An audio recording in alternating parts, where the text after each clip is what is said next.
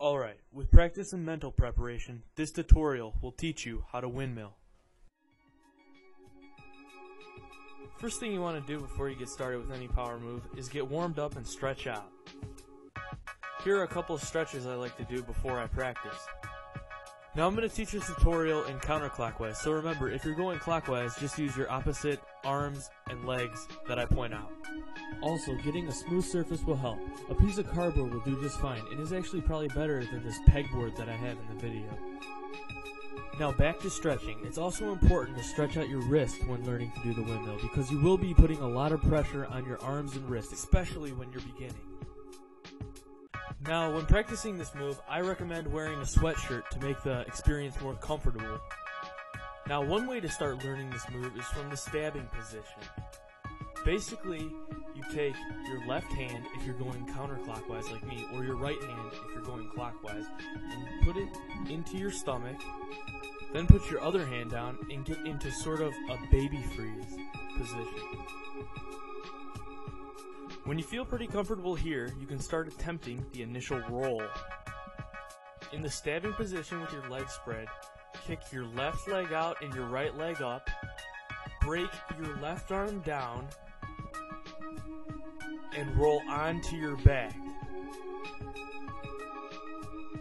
Try to pay close attention to my left arm. Notice how it crunches in. This allows you to more smoothly flow onto your back. If you find the rolling concept very difficult at first, a good way to get used to it is just putting your left leg under, like so, then letting your left arm collapse and roll onto your back. Once you get used to this, you gotta remember to keep in mind of keeping your legs and your arms tight, so you can eventually do it like this. Once you got that down, you want to work on getting back over. While on your upper back, you want to have your legs and hips go up towards the sky, keeping your upper body towards the ground, and roll over back into the stab position. Try to pay close attention to my right arm as I come over. Notice how it's bent, but then it quickly switches back up and is ready to push me over again. Notice how my legs and hips are up. And notice how my whole body, especially my left leg, is kicking up, while my entire upper body rolls over and pushes down, back into the stabbing position.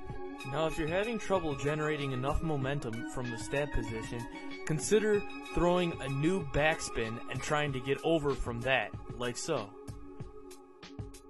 And once again, pay attention to how the right arm bent helps you get over smoothly. Now one problem I commonly see is that when people can change from one stab to another, they freeze in the stabbing position, which causes a huge loss of momentum.